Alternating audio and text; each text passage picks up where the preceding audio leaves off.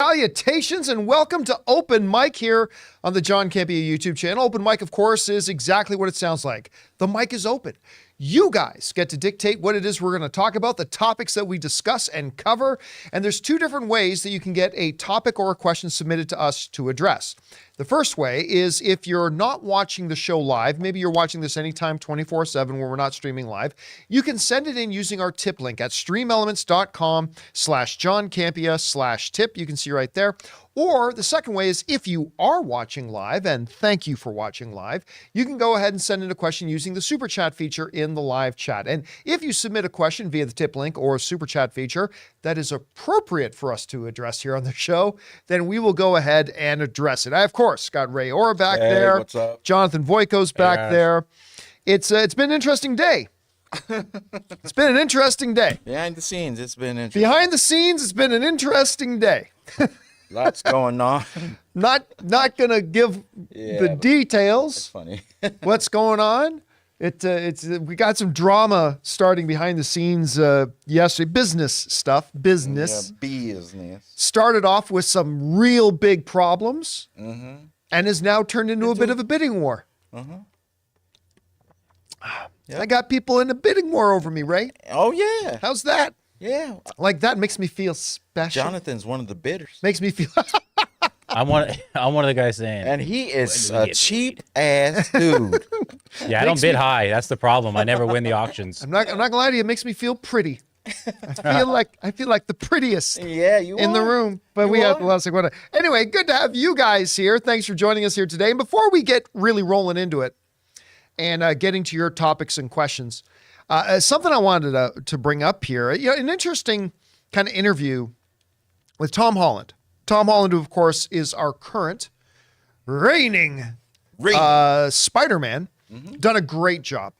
I mean, we are really lucky with our Spider-Man characters. I have liked every single one of our Spider-Man. Tobey Maguire was great. Andrew Garfield was great. Not that every Tobey movie was great. Not that every Andrew movie was great, but Tobey was a great Spider-Man. Andrew was a great Spider-Man. Tom Holland is a great Spider-Man. Really, really like him as Spider-Man. And, you know, we're kind of waiting around for what the official announcement on his fourth Spider-Man movie is going to be. We found out that they are moving forward with it. You know, Tom Holland's already begun meeting with the execs. Apparently they've got their story in place. But, you know, there's been a lot of wondering and speculation if Tom Hardy was going to... Oh, Tom Holland. Did I say Tom Hardy? Yeah. Tom Hardy's a great Spider-Man, too. Yeah, too. Tom Holland, I always get the Toms mixed up. Tom Holland, some wondering about whether or not he's going to walk away. And he specifically addressed that because he's been in the news lately because he's announced he's going to be taking a year off of acting, which, let's be honest, if I had the money he had, I'd be taking a lifetime off acting. I'd be sitting on a beach somewhere with, I don't know, some new MacBook or a Nintendo Switch or something in my lap and watching UFC reruns all day. That's what I'd be doing with myself. I wouldn't be worrying about acting in anything anymore, but he decided to take a year off acting. And this article in IGN came out where he's kind of talking about the fact that he's actually given a lot of thought to just walking away from Spider-Man. It says this in there. He says, I think we found the reason that we could do another film. So talking about the fact that they came up with a good concept for another Spider-Man film that they're going to do. He said, I'm really, really happy with where we're at in terms of the creative, but I'm also a little apprehensive about it. He said, there's a bit of a stigma about the fourth one in all franchises. He's not wrong.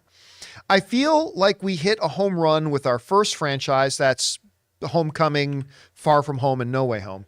I feel like we hit a home run in our first franchise. And there's a part of me that wants to walk away with my head held high and pass the baton on to the next lucky kid that gets to bring this character to life. And, you know, when I hear an actor like a Tom Holland say something like that, I am reminded of the Harvey Dent quote in The Dark Knight, where he says, you either die the hero or you live long enough to see yourself become the villain. And I wonder if a part of Tom Holland's thinking here, and he's not wrong to think this, it's like, you know what? Right now, everybody loves me. And they do. Everybody loves Tom Holland. What's not to love? He's a great kid. He's like, everybody loves me right now.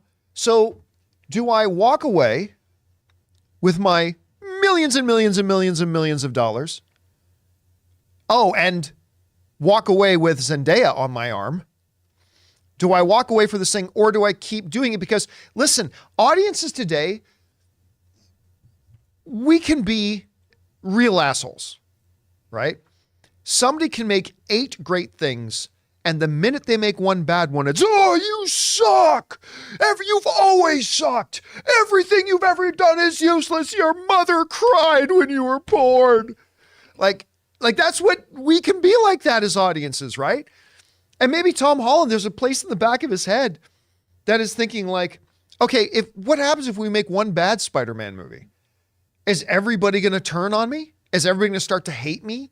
Is everybody going to say, well, you know, his Spider-Man movies were always overrated to begin with? That's what these people do, right? The moment somebody puts out one thing, oh, everything they've always done is overrated. And I'm wondering if he's maybe even at this point in his young life starting to think about legacy.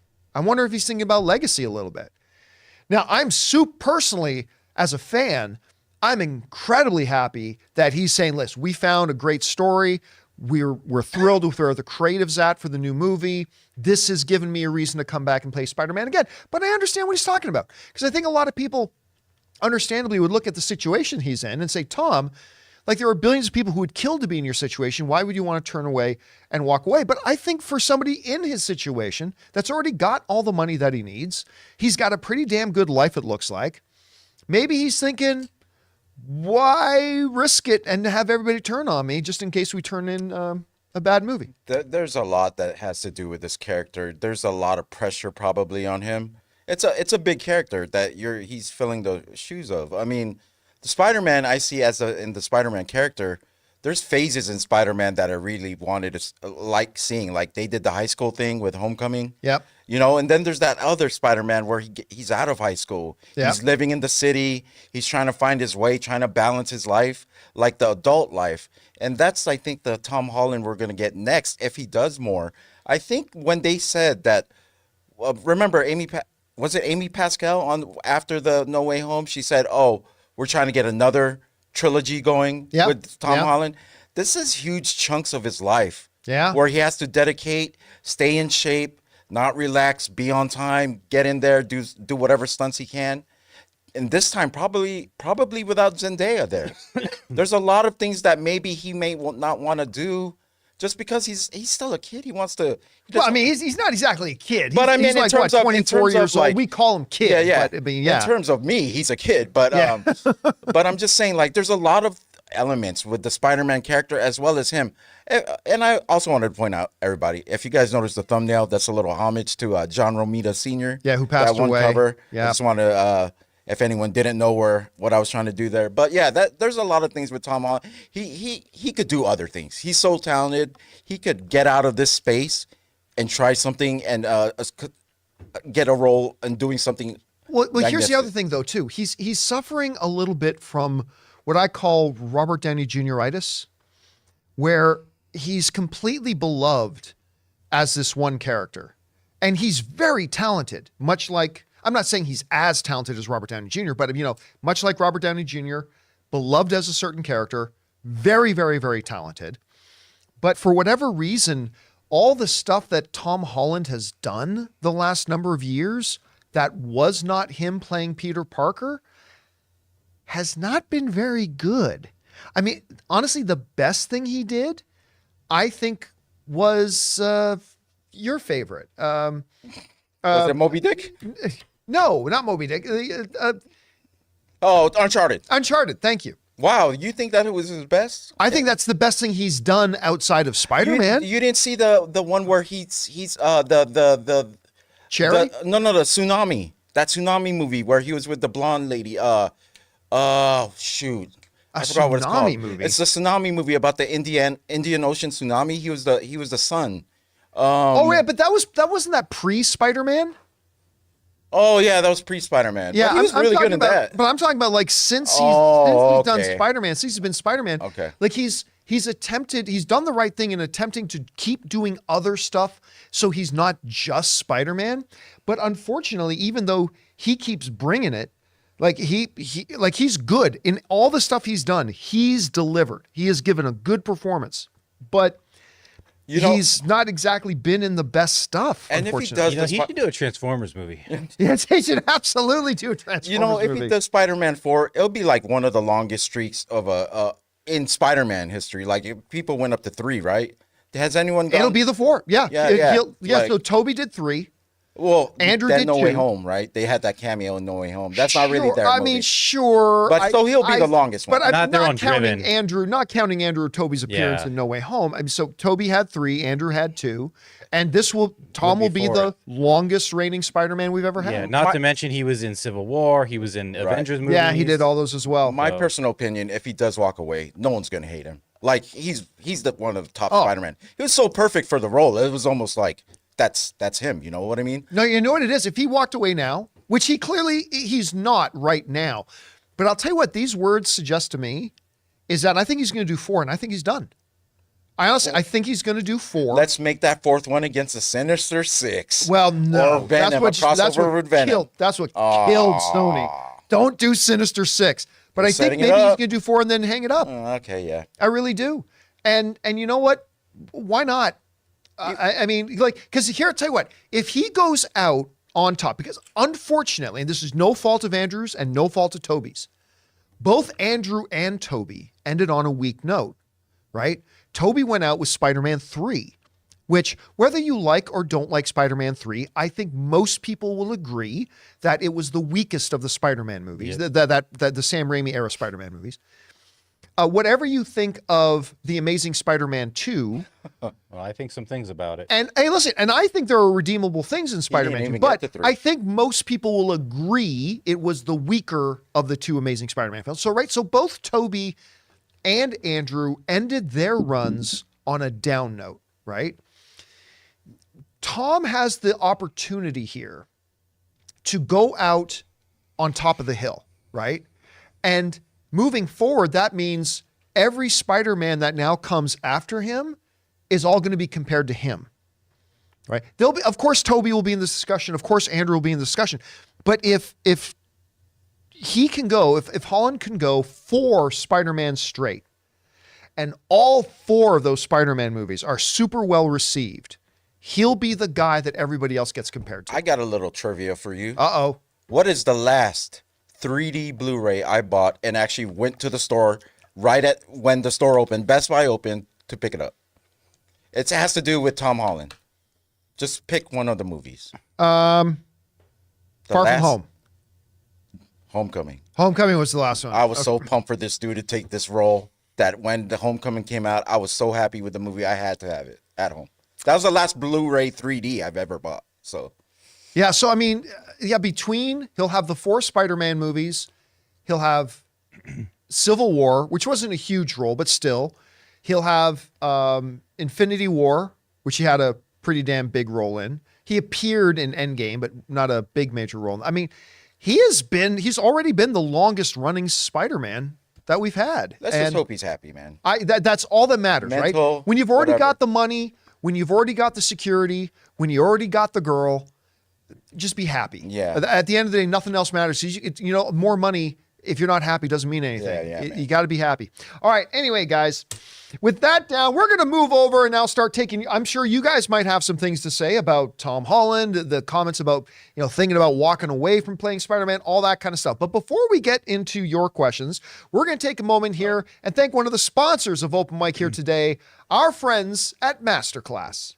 We want to take a second to thank a sponsor of today's video, MasterClass. With MasterClass, you can learn from the world's best minds anytime, anywhere, and at your own pace. You can learn filmmaking from James Cameron himself, the guy who made 3 of the 4 biggest films of all time. Improve your writing by taking screenwriting from one of the greatest who's ever done it, Aaron Sorkin. Or maybe learn how to make great comedic content by taking comedy by the one and the only Judd Apatow. And many of you guys know I'm a big poker guy, and I recently got a chance to sit down and watch Daniel Negreanu, one of the greatest poker players in the world, teach poker. It was absolutely fantastic. But guys, whatever you're interested in, there is a class for you with over 180 exclusive classes taught by the instructors you know and love. And you can explore lessons in any order you'd like across your phone, tablet, Apple TV, computer, and on the go with audio mode. Individual lessons range from about 10 to 15 minutes in length that fit easily into your everyday life. Guys, I highly recommend you check it out. Get unlimited access to every class, and as a John Campea Show listener, you get 15% off an annual membership. Go to masterclass.com/Campea now. That's masterclass.com/Campea for 15% off Masterclass.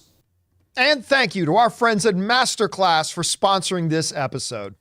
All right, guys, let's get over to your comments and questions here, shall we? We'll go over to the tip questions that have been sent in. Jonathan, what do we got? Twilight boy. Twilight boy. Twilight boy. Oh, right. So have you guys seen that Elemental's Rotten Tomatoes score went up to 81 and that Dial of Destiny went to 56?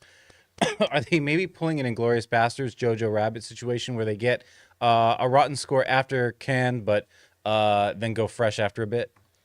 I mean, you got to remember at Cannes, you do get the big outlets, but it's a small number of critics that see it at Cannes, right? It's a small number. And as more and more critics get to see it, you see that I am thrilled that Elemental has gone up over 80%. I'm thrilled because, again, like I said, I really liked what we saw. The first 15 minutes they showed us at CinemaCon of it, I thought it looked, because here's the thing, when you look at the first couple of trailers, you're just thinking, oh, okay, the elements living in this place called Elemental City, fire and water. It looks pretty delightful. But when you watch the first 15 minutes of it, the whole movie's an allegory of the immigrant experience in America. And again, like in good classic Pixar tradition, they layer in a real parable about a deeper, wider thing within this delightful, colorful package of a Pixar film. And they've done that with Turning Red. They've done that with a lot of their films, right? We got some updates on some reviews. All right. The Flash now is 69%. Elemental is 78%. Asteroid City is 73%, and The Blackening is 81%. Yeah, but click on the Flash, because last time it says 69, and when you click on it, it says 70. No, yeah. it says 69. It is 69, all right. Okay, we'll go with the 69 on that. Yeah. I got to tell you, I'm very excited about The Blackening. Yeah. Because they showed us a bit of that at CinemaCon too. And it wasn't as funny as Joyride, but oh my God, it looked pretty funny. So 31 reviews on The Blackening, 81%. That's good, some good stuff right there. All right, what's next? All right, we got Beeper Yell, who writes, out of the pandemic and into the pandemic. Get it? Pandemic, writer's strike, never mind. Just bring on the filthy. No. Bad Beeper Yell. No, bad Beeper Yell. You go sit in the corner and you think about what you just did. Yeah. We're going to talk to Tainted Virtues now instead. So Tainted Virtues writes, hey, John and crew, been a fan since the Batman v Superman Comic-Con announcement. Comic-Con announcement reaction video. Who do you think did a better job playing the Flash, Ezra Miller or Grant Gustin? No, it's not an applicable, because they didn't play the same character. Because the Flash character, the Barry character in the CW show was an infinitely different character than the Barry character in the big screen version. Those are two wildly different characters. It's not like Ezra played the role. It's not like Grant Gustin played the role on CW for a while, and then Grant Gustin left the show, and so they recast it with Ezra Miller, who carried on playing that same character. Then you can ask the question, who played the character better? Because they were literally playing the same character. It's an apples to spaceships comparison. Yeah, and Spaceships wins. Yeah, it has, because it all really comes down to nothing about the actor. It comes down to which writer's version of Flash did you prefer? Did you prefer the Flash they wrote on the CW, or did you prefer the Flash they wrote for the movie version? It really has nothing to do with the actors. Listen, I think Grant Gustin did a wonderful job playing that Barry Allen, the CW version of Barry Allen. I really do. I think he was wonderful in it. I don't know that he would have been a good fit to be the big screen version of Flash, but that Flash, the CW Flash, he was fantastic. I think Ezra has done a wonderful job playing the big screen version of Flash. I don't know that Ezra would have been a very good CW Flash, but Ezra's great as the big screen Flash. So it's an apples to spaceships attempted comparison. The real question is, which writers did you think did the better? Did you like the CW iteration of Flash more, or did you like the movie iteration more? I'm going to tell you something. There's no second in a trailer that I just continue to laugh at and still do. But when Ezra's crossing the street and he's dancing with the headphones on, I don't know why I find that so As he's going across the street and doing the It's whole so with his hands. Oh my God, that was fun. I cracked the moment the first camera went to Barry cross that version of Barry cross the street and just has his headphones on. He's coming across. I don't know why. Run over. Cracked the hell up. I just totally cracked up. Anyway, all right, what's next? All right, we got Jared Oberfeld who writes, I am going to drive about an hour to see Oppenheimer on IMAX 70 millimeter film opening night. I saw Interstellar on the same screen and format, also opening night, and I would not be surprised if the show starts exactly at 5 without trailers. But yeah, they'd need to have the trailers in 70 mil, or they'd have to have 2 projectors set up. I think they do have multiple projectors set up for stuff like that, because there's also like the digital pre-show, with Nuvi, all that kind of stuff. So I wouldn't doubt if they had that. Listen,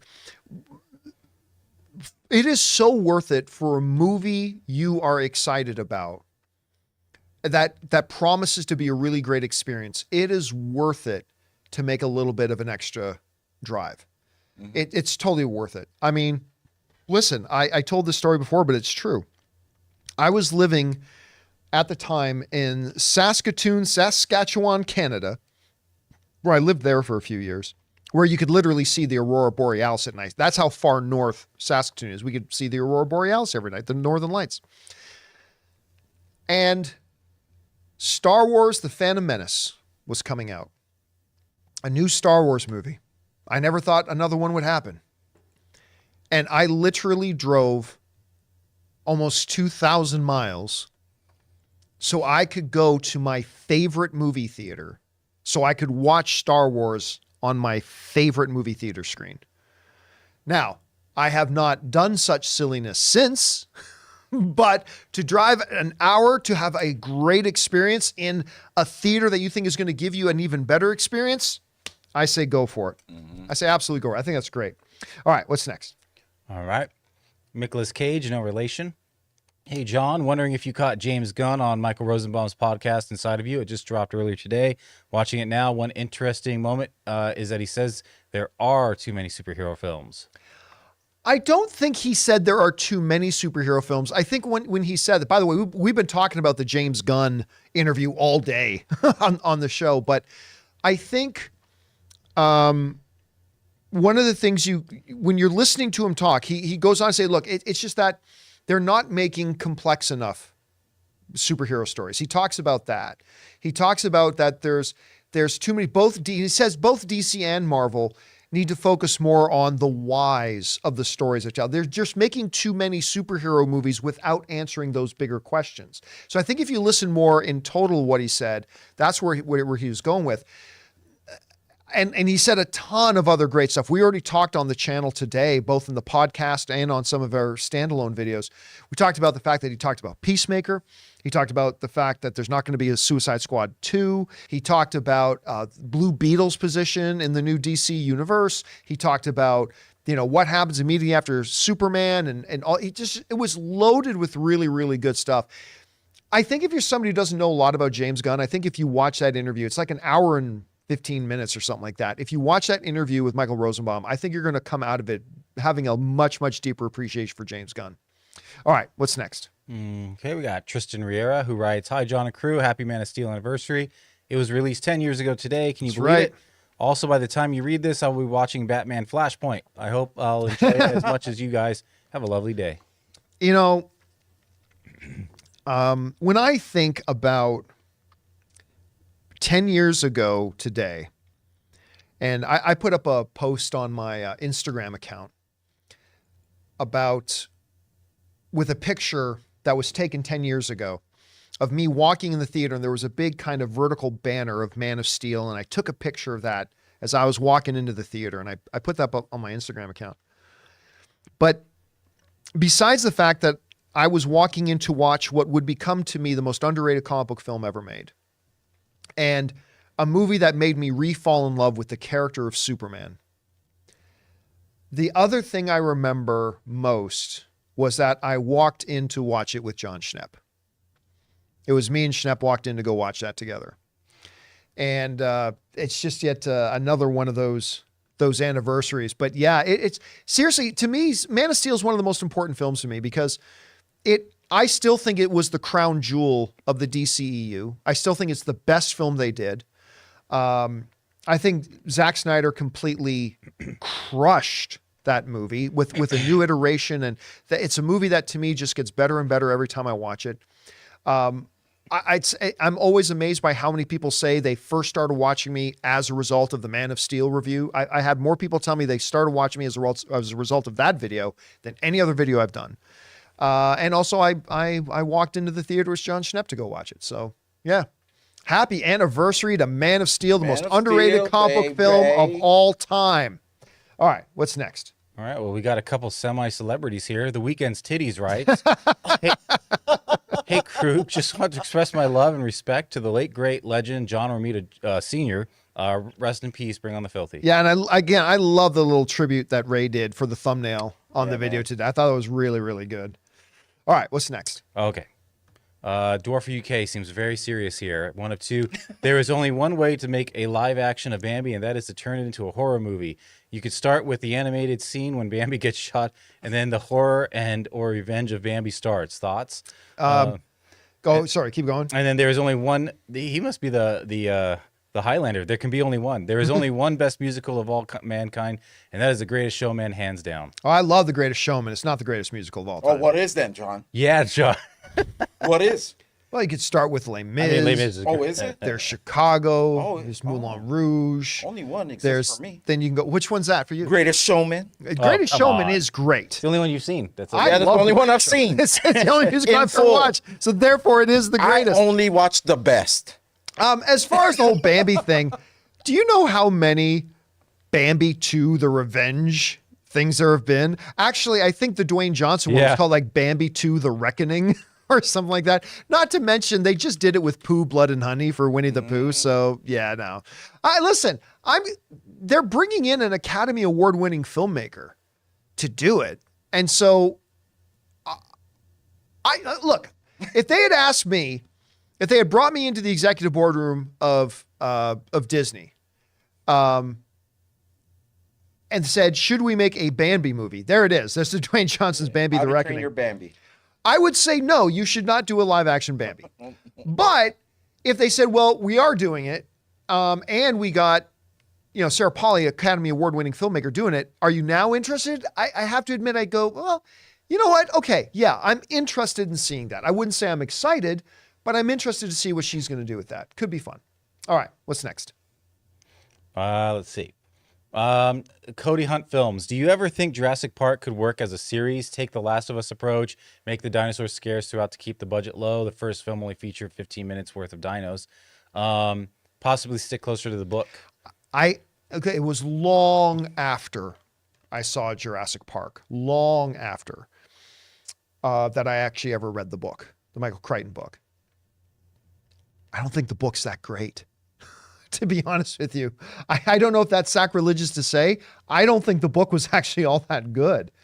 And maybe I wouldn't have felt that way if I read the book before I saw the movie. Like whatever you experience first, that's now your standard. And then everything that comes after that, it depends. But yeah, I honestly didn't think the book was that great. That being said, what was it? Oh yeah, would it work? No, I don't think Jurassic Park worked. Something like giant dinosaurs doing that, that's great as a single event. That's great as a movie event.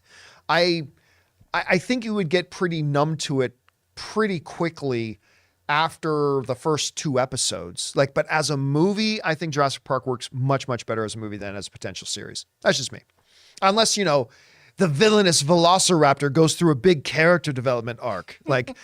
Maybe I'm only angry because my mother didn't love me, says the Velociraptor. I don't know. Oh. What? That Velociraptor's Velociraptors can have feelings. Okay. All right. What's next? All right. Joe Cool writes, Movies that have fallen off out of the public eye that deserve to have been seen. Ransom, 1996. Mississippi Masala, 91. I never saw that. Negotiator, 98. Negotiator, wasn't that in our trailer? We'll talk about that in a second. Okay. Three Kings, 99. I used to love Three Kings. Matchstick Men in 03, 25th Hour 02, The New World 05. What are y'all's opinions on these movies? Okay, so the thing about The Negotiator, which was Kevin Spacey and Samuel L. Jackson, we actually featured that film in our documentary, Movie Trailers, A Love Story. Because in a modern world where everybody says, usually they're wrong when they say it, but people say, well, the trailer showed everything. The Negotiators trailer showed everything. And we talked about it in our documentary because they literally show. So it's like the premise of The Negotiator is this. Samuel L. Jackson used to be a hostage negotiator for the police, right?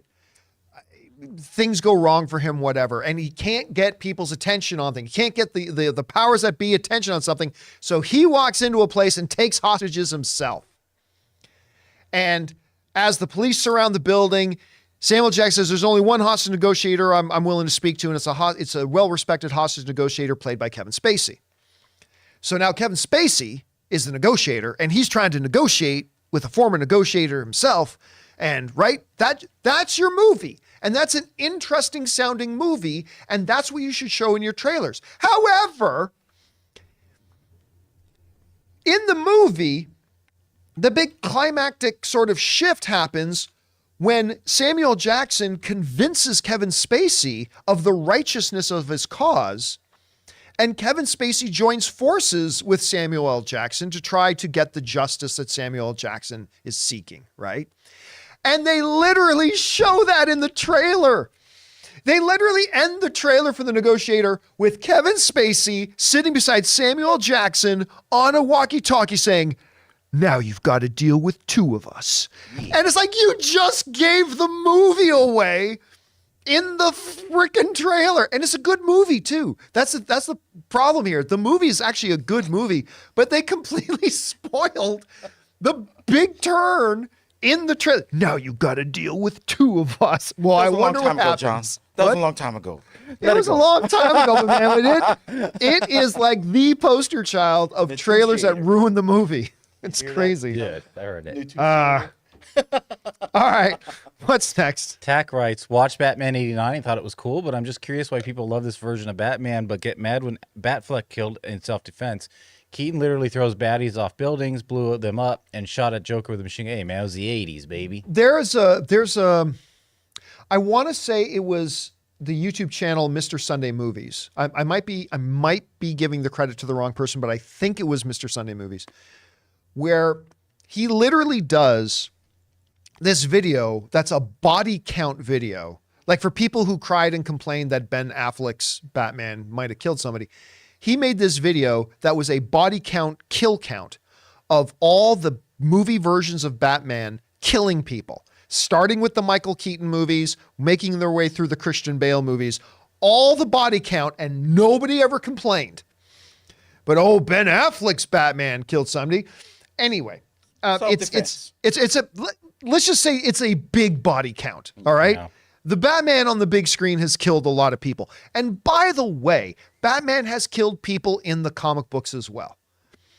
There's this one great strip where Jason Todd, so it wasn't all that long ago. It was in the Jason Todd era of being Robin.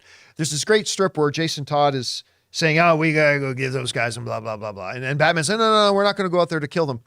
And Jason Todd says, will you kill people? He goes, yes, but only in self-defense. Mm-hmm. Now, granted, through the years and through whoever is writing the Batman comics, right, they can give Batman, they can change his convictions. They can make him feel one way in one era and make him feel another way in another era.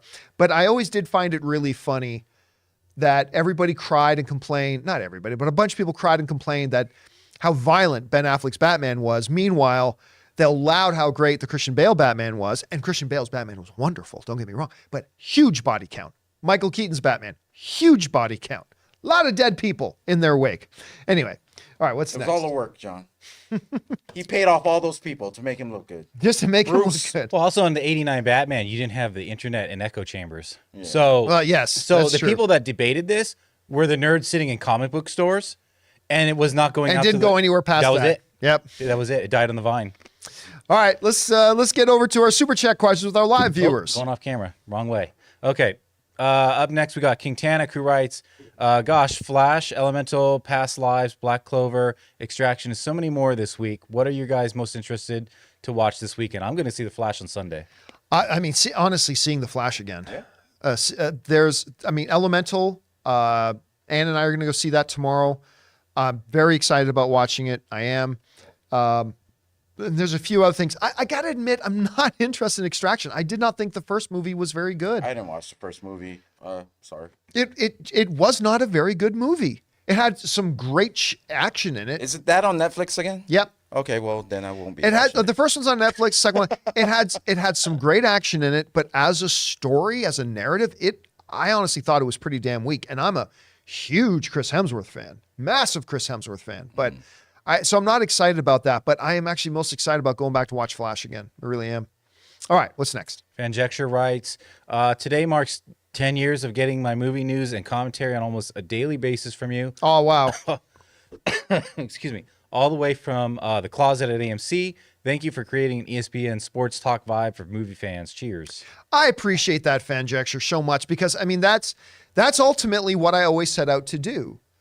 Like right back from even before the movie talk days, like to me, I wanted to do Sports Center, but for movies, not as a gimmick, but because I remember when I first started it, one of the things I said, when me and my buddies get together and talk about movies, we don't sound like art critics. Me and my buddies, when we talk about the movies we love and whatever, we talk like sports fans because we were also very big sports fans. If I wasn't doing this, I'd probably be working at some local ESPN radio station. I'm a massive sports fanatic, but that's how me and my friends talked about it. We talked about it kind of in the veneer of a sports fan. And so when I was given the opportunity, when I finally talked to AMC into letting us make video shows, right away, my pitch was, I want to be Sports Center, but for movies. And that we talk about it in that way. And that's always kind of been my guiding North Star. And it's not for everybody. The way we do things is not the way I've always done things is not for everybody. And that's perfectly good. There's no way I could do it that would be for everybody, but it's the way that makes me happy. It's the legitimate way that I like to talk about movies. And thank you for being with me for 10 years. And again, happy anniversary to Man of Steel. All right, what's next? All right. Fangblaze is back. Man, y'all were brutal on me on Monday's open mic. But to answer Ray, I did go back to finish Transformers and I liked it. But no, I was not on drugs the first time I went to see it, unfortunately. What did Fangblaze say the other day? Wasn't he the one that wrote the driving thing? Yeah. He had two choices. Like he either could watch Transformers: Rise of the Beast or drive a couple miles. Why would we have been hard on him for that? I think we were trying to get what he was trying to.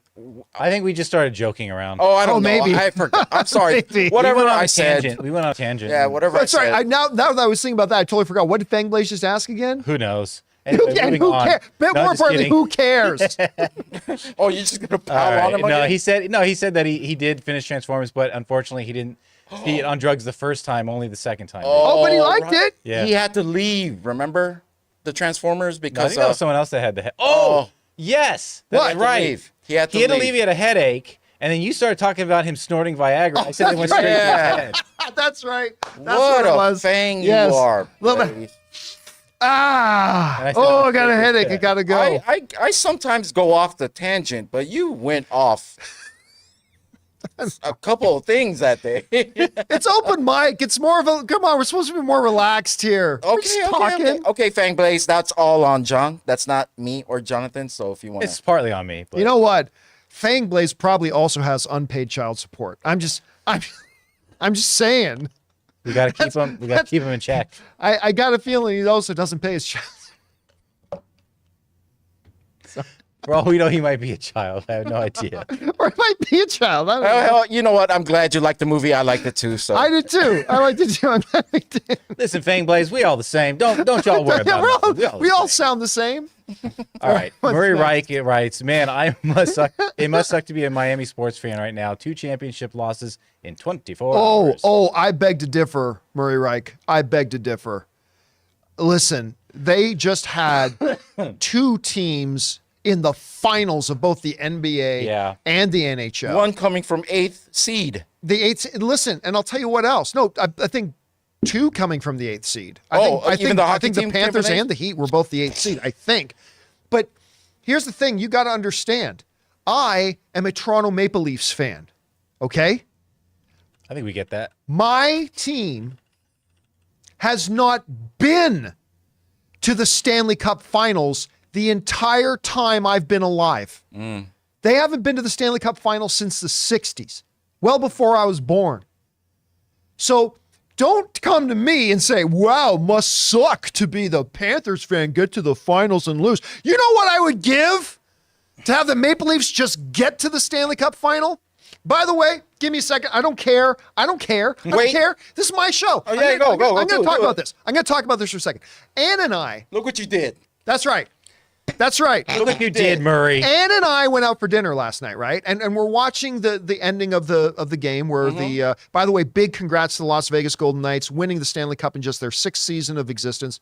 Big congrats. Woo. But and by the way, like 80% Canadians on that team. Whoa. But as we're watching it, I get emotional every year at the Stanley Cup Final, even though it's not my team winning, because you know what do kids playing basketball grow up dreaming about? They grow up dreaming about a championship. What do kids growing up playing football dream about? They dream about a championship. Hockey is different. Kids don't dream of winning championships. They dream of holding the Stanley Cup.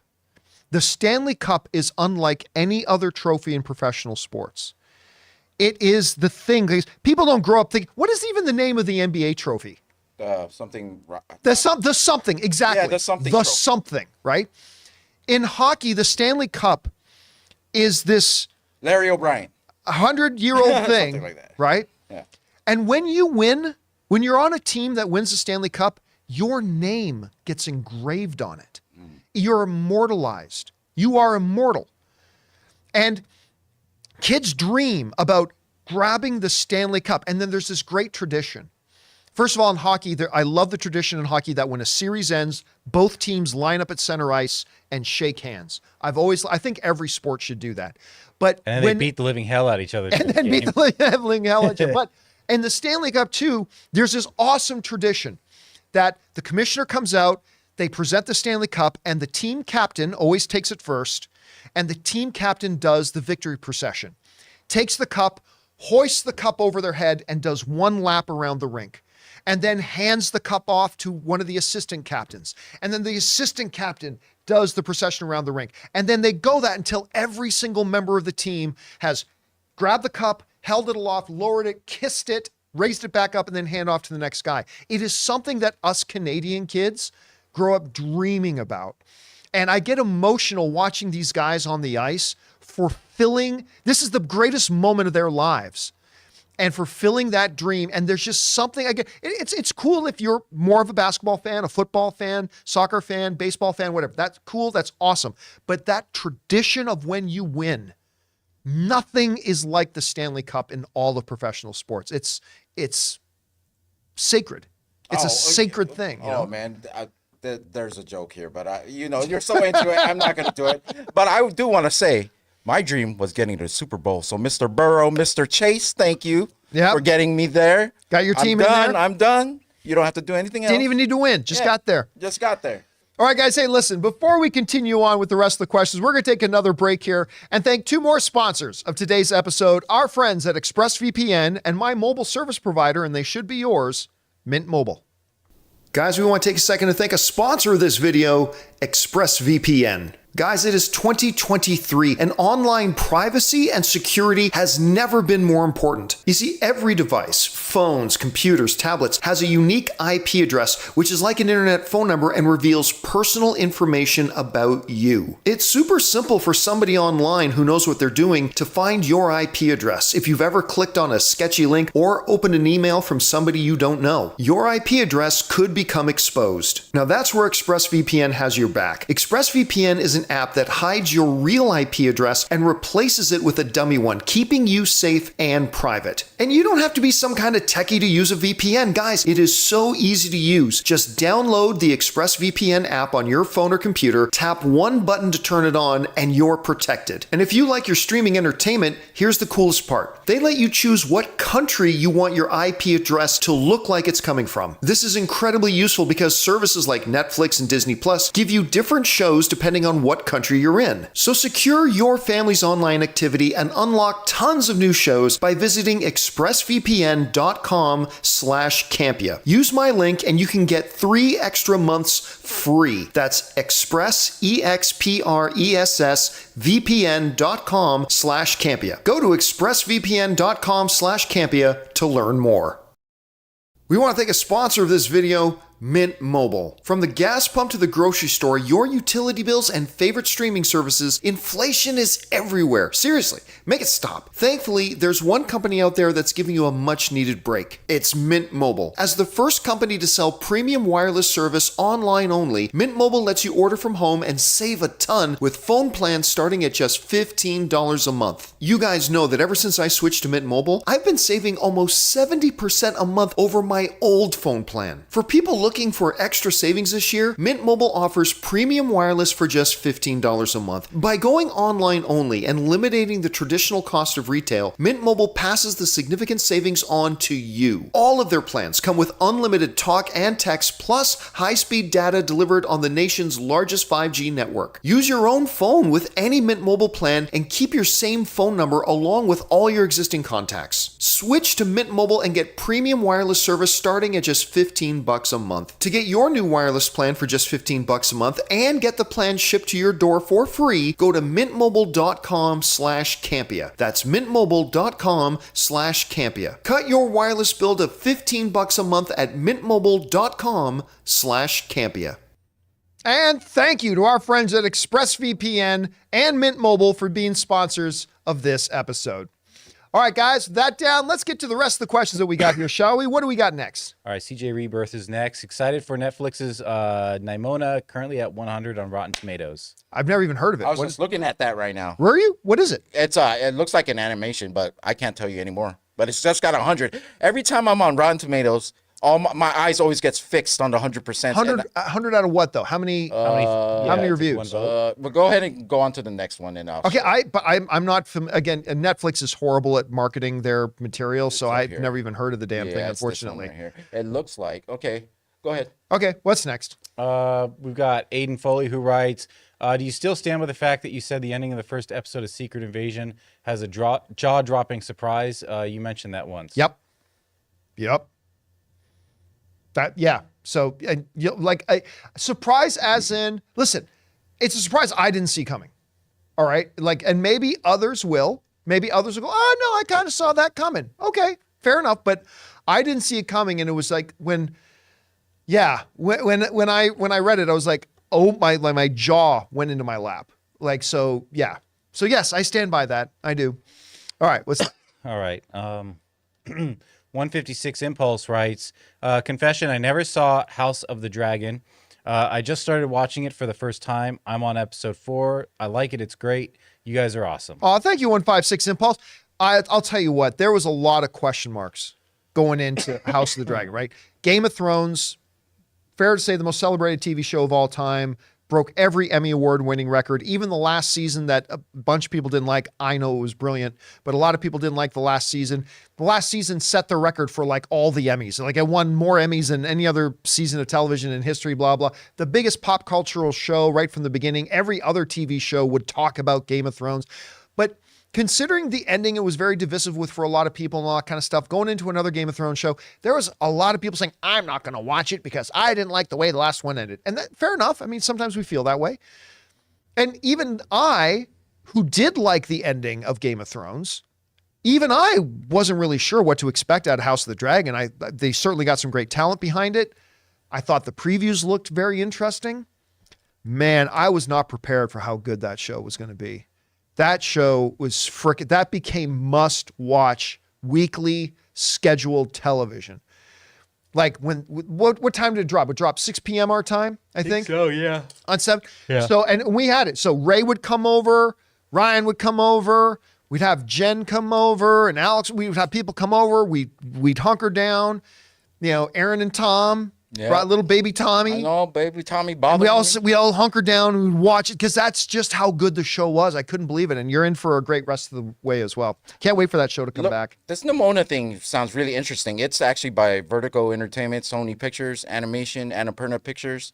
We should check out the trailer after the show. Well, how many critics have reviewed it? 7.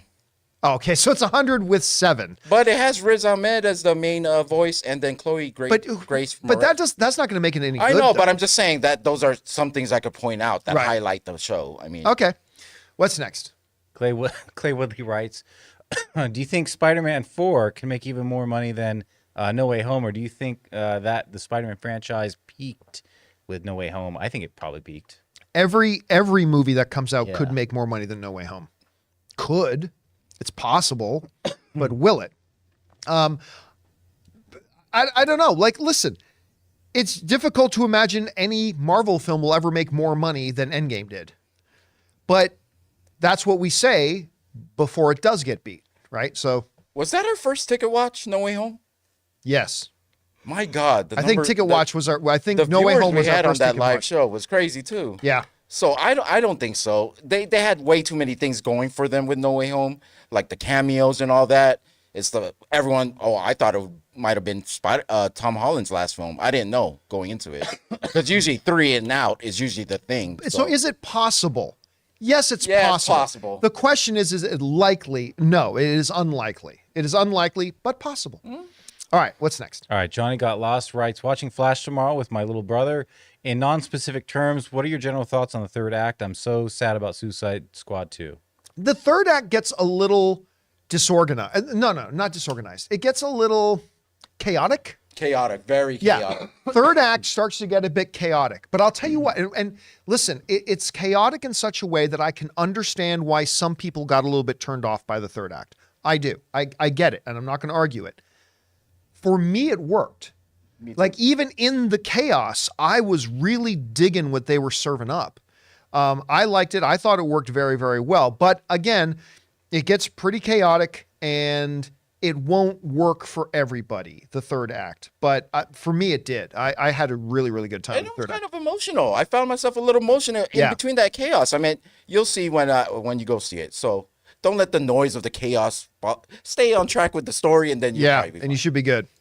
All right, what's next? All right. Bader, Master of the Jedi, writes, Nissan should create a new sports car called the Liam Nissan. Tagline, a car with a particular set of skills. Then both Nissan and Nissan should be in Fast and Furious. And no Gran Turismo. You know what they still got to do in Listen. Fast and Furious? Now, Ray, you never saw Hobbs and Shaw, did you?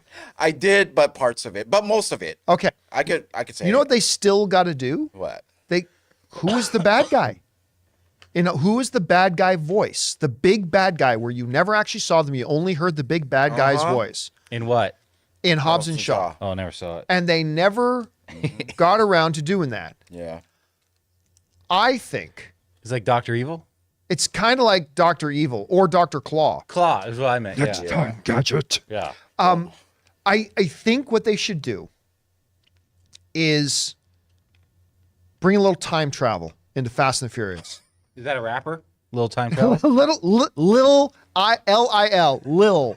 There goes Ray. Ray's decided to walk out of the building. He's leaving now. Lil time travel. They should do a little time travel where the big bad evil voice is actually Dominic Toretto's kid. So they pull a Cable from X-Men. You remember in Cable, who, Jean Grey and Scott Summers, they had their baby, and then the baby got whisked away to the future, grew up in the future, came back as a hardened grown man Cable, right?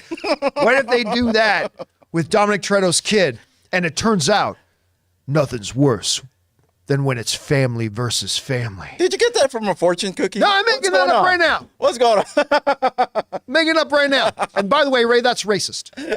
That's racist. I'll have you. You like Chinese food. He's just it's Rice just is like, Rice is rice. it's just like Manscaped said. He's just returning to his original home. That's right. Just going back, baby. His original All right. home. What's next? All right, Bader's back.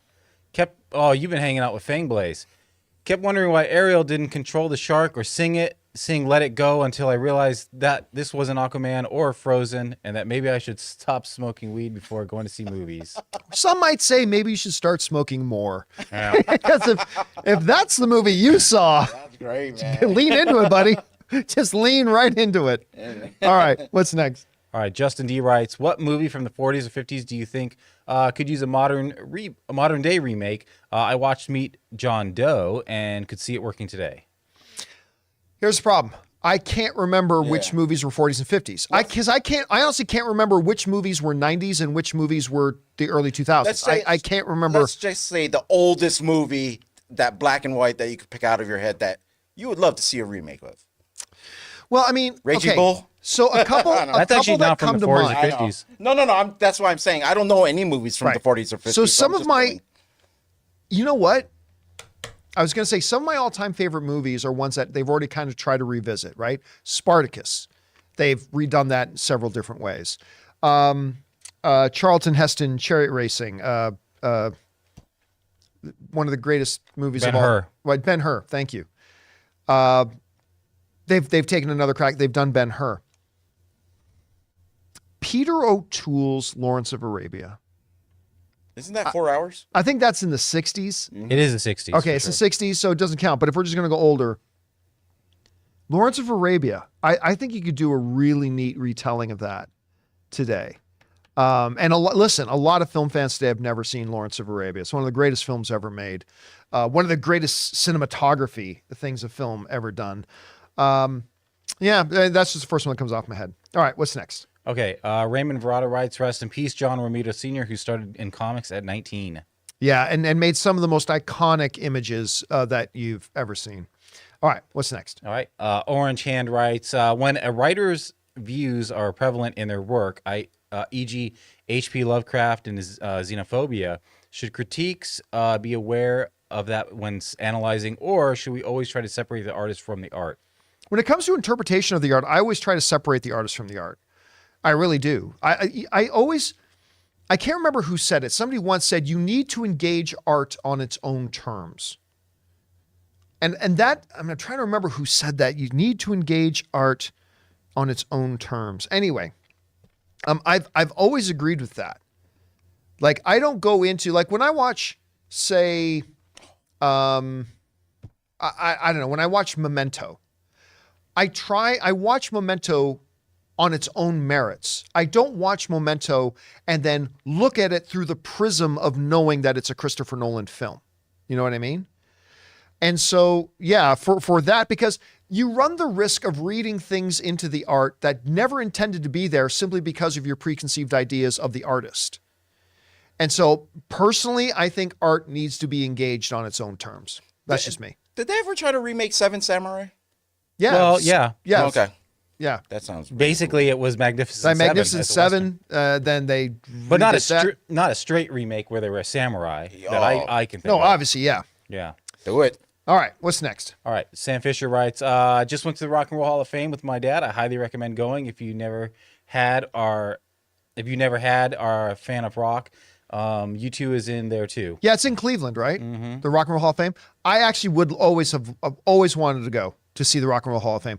Although I've only ever been to Cleveland once, and I was only there for like an hour. I know it sounds weird. Too much, huh? Too much for you. Couldn't take You it. got off the plane and turned right back. Couldn't take Like, it. no. Not what I thought. No, but I was only because I was just going through, and I've always wanted to go to the Rock and Roll Hall of Fame. Obviously, I would love to see the U2 exhibit part of it. By the way, they're opening up that brand new multi-billion-dollar concert arena, that big dome that they're building. If you guys haven't seen this, look it up on YouTube. The new Las Vegas Concert Dome. It's like the most technologically advanced structure like ever made.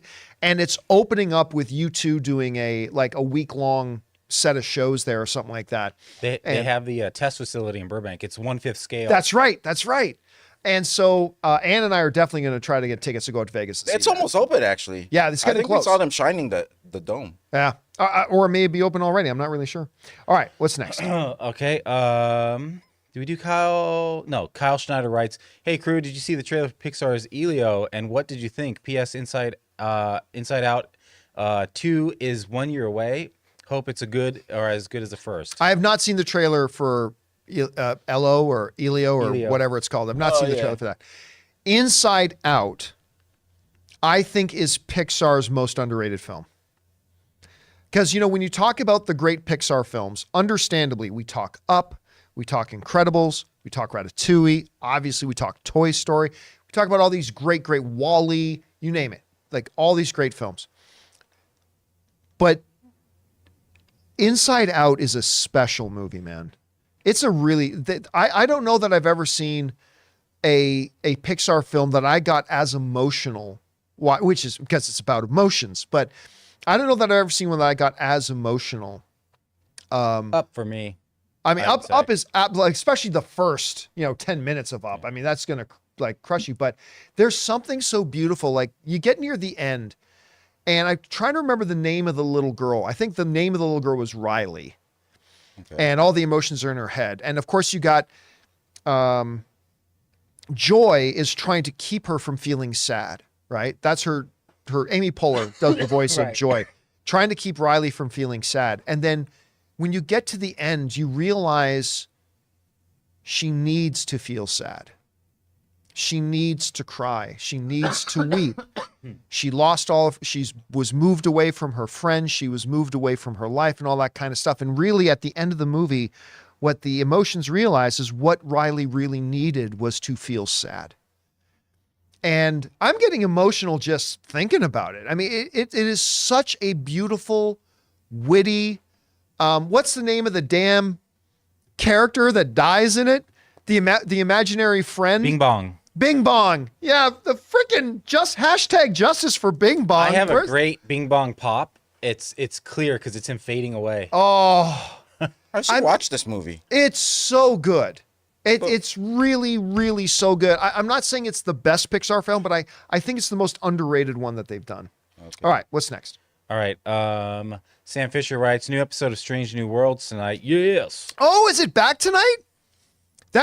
Honestly, I think that's the best Star Trek show since The Next Generation. That Rotten Tomato score is pretty high. Actually, Strange New Worlds has a higher critic rating, has the highest critic rating of any Star Trek show in history. I'm not saying it's the best Star Trek show in history. I'm saying I don't think I've enjoyed a Star Trek show as much as this one since The Next Generation, which to me is the greatest Star Trek show. But 97%? Yeah.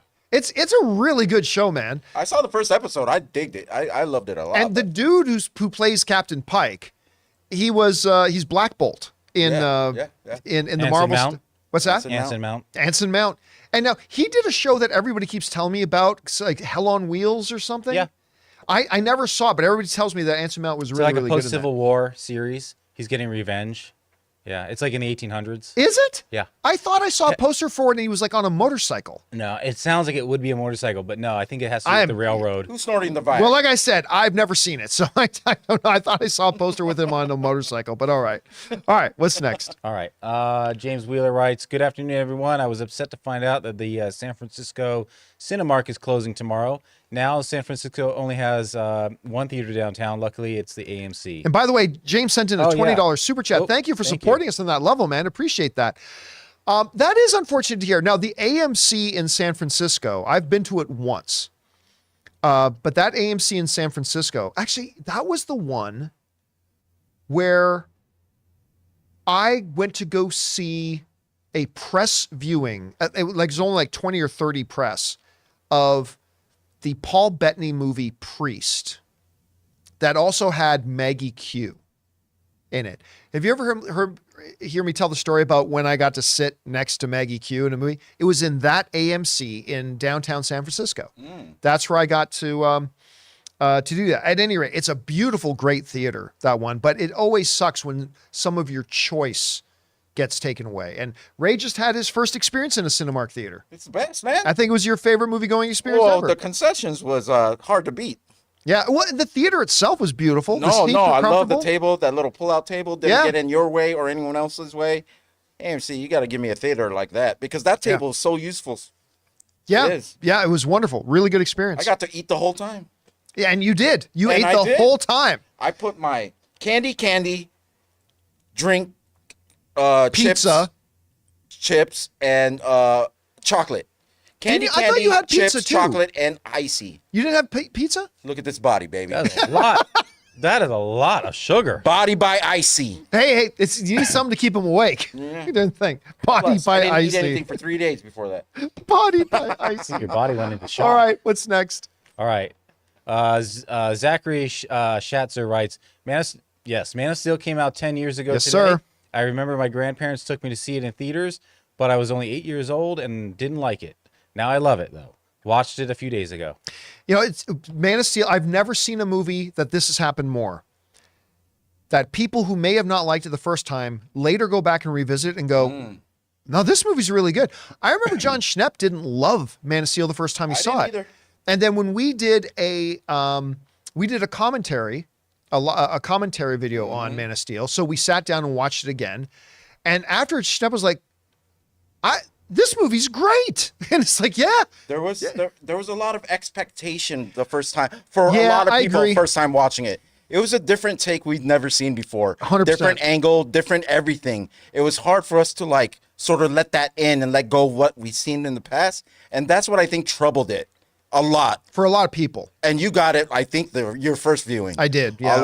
A lot of us, me. I got it because on the posters, like he's handcuffed. You get the tone, like he's. Yeah, but I still think a lot of people, and I believe this because I heard a lot of them say it, a lot of people were wanting the Christopher Reeve Superman. We can't. Gosh see- golly, man, I'll get your cat out of that tree. No Right, problem. right, You know, I right, think a right. lot of people were expecting that. And I'm not trying to make up excuses for other people because I actually heard other people say that I wanted the Christopher Reeve style of Superman. And I thought what Zack Snyder and Henry Cavill gave us was a perfect iteration of a modern day Superman. I Yep, really did. Exactly. I thought it was great. Exactly. I watched it a second time for Movie Club. And that's when I said, Yeah, that's right. Yeah. I said, yo, this movie right here. All right, what's next? Yeah, see, Hell on Wheels, it's like cowboys. Hell on Wheels, it's like it's the locomotives. Okay. Yeah. I just, for some reason, I thought I saw a train. I have this image in my head of the poster was a train with a guy riding a motorcycle over the top of it. I had no idea it was like a Western. Sometimes when you have a crush on an actor, they just show up everywhere in your head, you know? You just- Maybe. All right. What's next? King Daddy Goat wants to know, do we really think Blade is happening? I'm nervous. Like I said, I think it's happening, but for the first time ever, I'm actually starting to have my doubts. With Yeah, it being moved again, Yeah. I'm starting, again, I'm not saying it's not happening. I'm just saying I'm starting to have a little bit of doubt. All right, what's next? King Daddy Goat is back, well, a couple more times, but here he says, I watched Flamin' today. It's pretty good, 8 out of 10. Oh, that's the one Ray wants to see you I about think I'm the gonna watch Flamin' that Hot today, Cheetos. actually. Yeah, I Go got to for get around to watching that soon. All right, what's And next? then again, he says, I said last week Tom sounded like he was done. Oh, Well, yeah, I mean, because he made the announcement last week that he's taking a year off, that the latest show he just made, which is not getting well received, he said it was a trying experience. He said it took a lot out of him.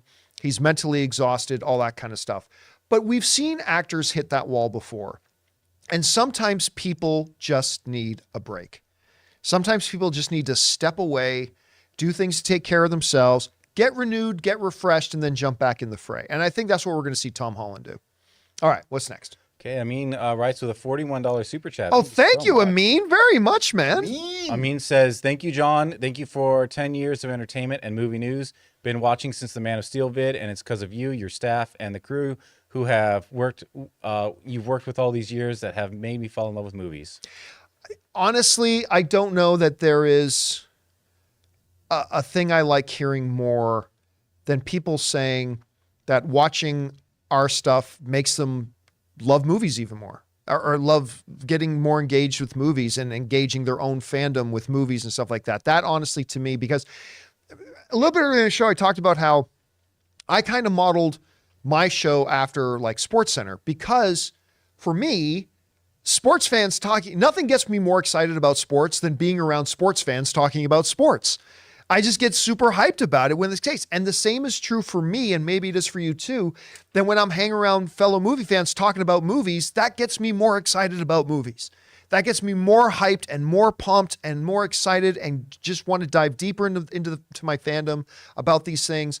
It gets me more excited. And when people do write to me or write in live or something like that and say that watching your show has made me like love movies even more, that honestly is the nicest possible thing you could say. So thank you very much. I'm super honored that our programming has been able to be that to you, and that the other fans watching the show and chatting in the live chats and the comment section all adds to us being even more excited about the stuff we love, which is movies and movie news, TV and streaming, all that kind of stuff. So thank you so much for sharing that. And thank you for supporting us on that level, Amin. I really, really appreciate it very much. And thanks for being around for 10 years. And I would say here's to 10 years more, but I intend to be long retired 10 years from now. So, all right, what's next? All right, Matt Sanders writes, and with a $20 super chat. Thank you, Matt. Hey, John, just wanted to say happy 10 years, happy 10 years of Man of Steel, 7 times in theaters. Yes, sir. It's also Last of Us is 10 years. Really? Oh, wow. Yeah, I guess the original. I watched Man of Steel then, got The Last of Us that day. Great times. Wow. Is it really the 10-year anniversary of The Last of Us? Original, yeah. Because I remember. It was PS3 when it first came out. I remember, Ray, you had, I don't know if you still do. I don't think you do. But you had like a TV viewing and video game playing area set up in the garage. Mm-hmm. Remember that? Mm-hmm. And I remember coming over to the house. Ryan was playing it. And Ryan, yeah, our buddy Ryan. For those of you who don't know who follow me on social media, I've got somebody who pops up a lot in my social media, our buddy Ryan, that people says, is that Ben Affleck with you guys? It is. That's our buddy Ryan. Funny. Yeah. And I remember walking, I pulled up the car, the garage door was open. I walk in and there's Ryan in the garage, and you were in there too. Yeah, and he's playing Halo, this new probably. Last of Us game. Yeah. I remember that. That was 10 years ago. That's crazy. Woo! Yeah. That was a while. Oh my God. Yeah, happy 10-year anniversary to Last of Us as well. Greatest storytelling ever in video games, I think, or the 2 Last of Us games. All right, what's next? That's it. That's it. We're wrapped up. Yep. Then guys, that'll do it. That'll do it. For today's installment of Open Mic, thank you so much for being here and making our little show a part of your day. Big special thank you to all you guys who sent in the tip questions, sent in the super chats. Number 1, because you gave us really fun things to talk about. But number 2, you supported our channel as you did it, and all of us involved in this channel. Thank you guys so very much for your support, except for Fang Blaze, you're a deviant. Blaze. That's right, Fang Blaze. Get right. Get your life right with Jesus. Anyway, I want to thank Ray, who's back there with the John. Look at that John Wick figure. The new John Wick figure. Jonathan Voico over there with his lozenges. He's trying to get over this cough. And my name is John Campea. Thanks so much for being here, guys. Until next time, my friends. Bye-bye.